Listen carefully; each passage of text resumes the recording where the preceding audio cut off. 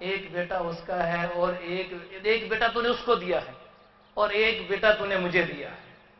اس کے 3 بیٹے ہیں، میرا ایک ہی بیٹا ہے. اس کا بھی جوان بیٹا ہے، میرا بھی جوان بیٹا ہے. رونے لگے، کہنے مالکہ تجھے تو جان چاہیے نا، اللہ تو میرا بیٹا لے جا اور اس کے بیٹے کو ٹھیک کر دے. اللہ،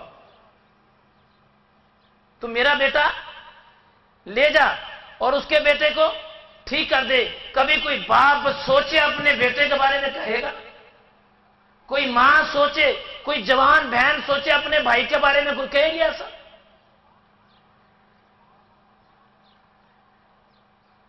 کہنے مالکہ تو ایسا کر، تیرا تو نظام ہے نا، تجھے تو جان چاہیے نا، تیرا تو اعلان ہے کہ جو صدقہ دیتا ہے جان میں اس کی جان بچ جاتی ہے. اے مالکہ میرا یہ صدقہ اپنی بارگاہ میں قبول کر لے. اللہ، اب یہ بات کہنا تھی تو روتے روتے اپنا سر اٹھایا، دعا مانگی.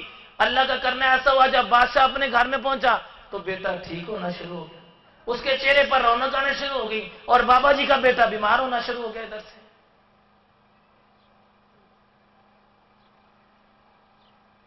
اب وہ بیٹا تندرست ہوتا جا رہا ہے اور یہ بیٹا بیمار ہوتا جا رہا ہے. کوئی باپ چاہے گا؟ لیکن جنہوں نے اپنے آپ کو وقف کیا ہے اللہ کے لیے، سوچ یہ بات ہے جو اللہ کی طرف سے دل میں پیدا ہوتی ہے. شیطانی باتیں نہیں پیدا ہوتی دل کے اندر، اللہ کی طرف سے کہ دین اسلام کی خاطر قربانی دینا، یہ پیدا ہوتا ہے. آج بندہ سوچتا نہیں میرے لیے، میرے دل کے اندر یہ شیطانی وسوسہ جو ہے اللہ کی طرف سے نہیں، معاذ اللہ ایسا نہیں ہے. بیٹا جب ٹھیک ہوا، بادشاہ نے ڈھیر سارے انعام لیے، اور انعام لے کے کیا کیا اس نے؟ انعام لے کے تو بابا جی کے پاس آ گیا. انعام لے کے بابا جی کے پاس آیا تو بابا جی کے در پہ بیٹھنے والے فقیر نے کہا کیا لے کے آیا؟ اس نے کہا میں بہت سارے ہیرے جواہرات انعام لے کے آیا ہوں. اس نے کہا پگلے، تیرے بیٹے کی خاطر بابا جی نے اپنے بیٹے کی جان قربان کر دی ہے، اس کے متبادل کوئی چیز ہے؟ اس نے کہا نہیں. اس نے بابا جی کو انعامات پیش کیے، بابا جی نے انعامات سے انکار نہیں کیا، اپنے فقیروں کو دے دیے. رکھو، تاریخ لکھتی ہے کہ بادشاہ کے دیے ہوئے انعام بابا جی کی گلیوں میں رولتے رہتے تھے، وہاں پر ان کو کوئی اٹھاتا نہیں تھا. یہ اس لیے میں نے آپ سب سے باتیں گوش گزار کی ہیں کہ خاص کر نوجوان طبقہ ایسا شیطان کے چکر میں پھنس گئے ہیں. اور بات بھی یاد رکھیں، یہ جو نوجوان ہیں، نبی پاک علیہ الصلوۃ والسلام کے پاس جبرائیل علیہ السلام تشریف لائے. ایک بوڑھا آدمی بھی بیٹھا ہوا تھا اور ایک جوان بھی بیٹھا ہوا تھا. آقا کریم صلی اللہ علیہ وسلم کے پاس جب جبرائیل علیہ السلام آئے، آ کے عرض کی یا رسول اللہ صلی اللہ علیہ وسلم، اللہ پاک اس جوان پر سلامتی فرماتا ہے، نوجوان پر سلامتی فرماتا ہے. نبی پاک علیہ السلام نے شام آیا کہ جبرائیل، میرے پاس ایک بوڑھا بندہ بیٹھا ہے جس کی داڑھی بھی سفید ہے، اللہ کو تو سفید داڑھی کی بڑی حیا ہے، یہ بوڑھا بھی ہے اور جوان بھی ہے. جبرائیل علیہ السلام عرض کرتے ہیں یا رسول اللہ صلی اللہ علیہ وسلم، اس نے جوانی میں توبہ کی ہے، اس نے بڑھاپے میں توبہ کی تھی. اور ایک اور جگہ پر آتا ہے، جو نوجوان جوانی کے اندر توبہ کرتا ہے، توبہ جوانی کے اندر جو نوجوان توبہ کرتا ہے، اللہ رب العزت فرشتوں سے فرماتا ہے اے فرشتوں، جس علاقے میں نوجوان نے توبہ کی ہے اس علاقے کے قبرستان سے 40 دن تک عذاب قبر اٹھا دو.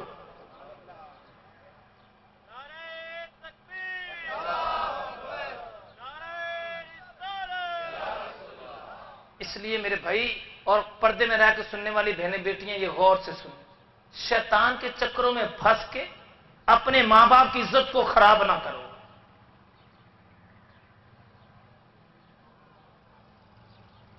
اپنے نفس کے پجاری بن کے اپنی آخرت خراب نہ کرو، چاہے بڑھاپے میں ہیں، چاہے جوانی میں ہیں، چاہے بچپن میں ہیں. اپنی آخرت کو خراب نہ کریں، آخرت کو بچاؤ. آخرت کا فکر ہونا چاہیے. بچپن میں بھی وہی گناہوں کی زندگی گزارتا رہے، جوانی بھی. اب جوانی ڈھلنا شروع ہو گئی، بلکہ جوانی ڈھل گئی اور پھر بھی گناہوں کی دلدل سے نہ نکلے.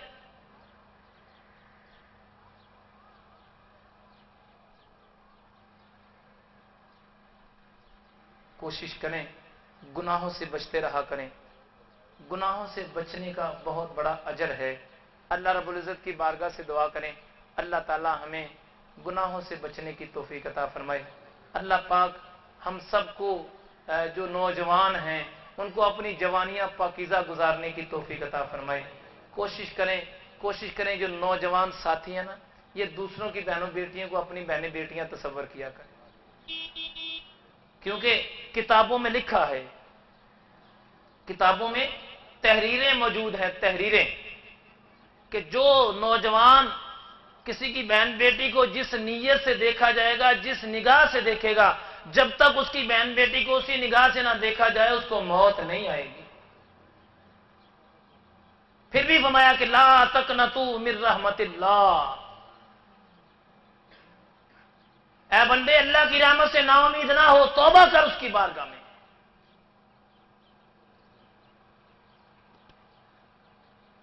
آج تو جدید دور ہے نا, آج اس کو انڈرسٹینڈنگ کہہ دیا گیا ہے. اللہ اکبر. آج کیا ماں کہتی ہے اپنے بیٹے سے, ماں کوئی اور نہیں, ماں کہتی نہیں میرے بیٹے کی انڈرسٹینڈنگ ہے نا. اللہ, چلو بیٹے کے معاملات میں تو پھر بھی شاید حیا کم ہو, بیٹی کے معاملے میں ایسے الفاظ کہے جاتے ہیں. آپ لوگ تو ماشاءاللہ دیندار ہیں نا, اللہ پاک کرم فرمائے اپنا, اللہ تعالیٰ ایسی شر سے محفوظ رکھے. اللہ تعالیٰ ہر مسلمان کو شیطان کی شر سے بچائے.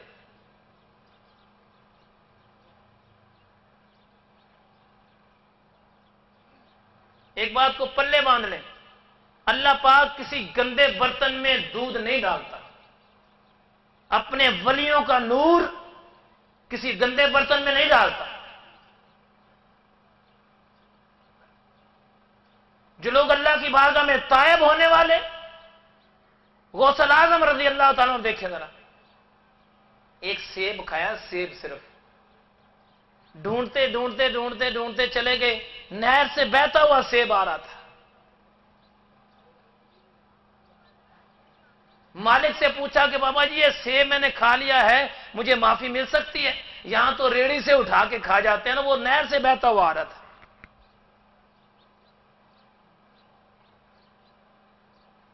یہاں تو غریبوں اور یتیموں کا مال اپنا حق سمجھتے ہیں.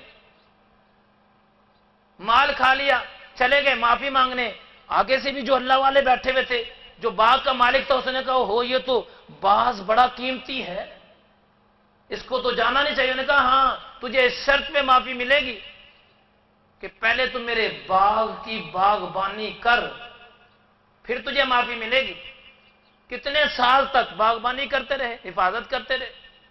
پھر میں اچھا اب تو ایسا کر کہ اب تو میری بیٹی سے شادی کر, جس بیٹی کے ہاتھ کام نہیں کرتے, پیروں سے لولی, کانوں سے بہری, آنکھوں سے اندھی, منہ سے گونگی, اس سے تو شادی کرے گا پھر تجھے معافی ملے گی.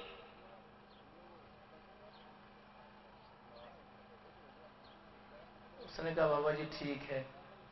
جب شادی ہوئی پہلے دن اندر گھر میں گئے, دیکھا تو اندر خوبصورت حسین و جمیل بچی بیٹھی ہوئی. ڈر کے واپس باہر بھاگ آئے.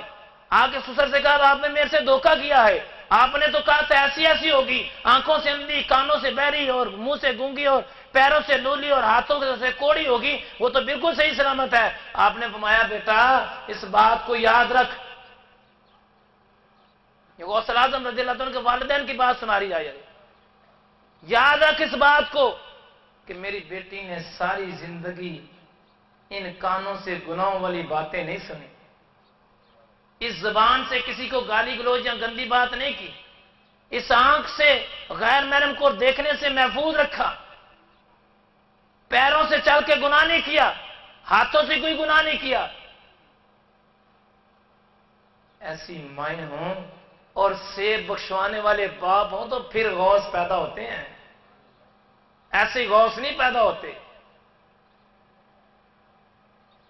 آج میں سٹیج پر بیٹھ کے کچھ بات نہیں سمجھا سکتا,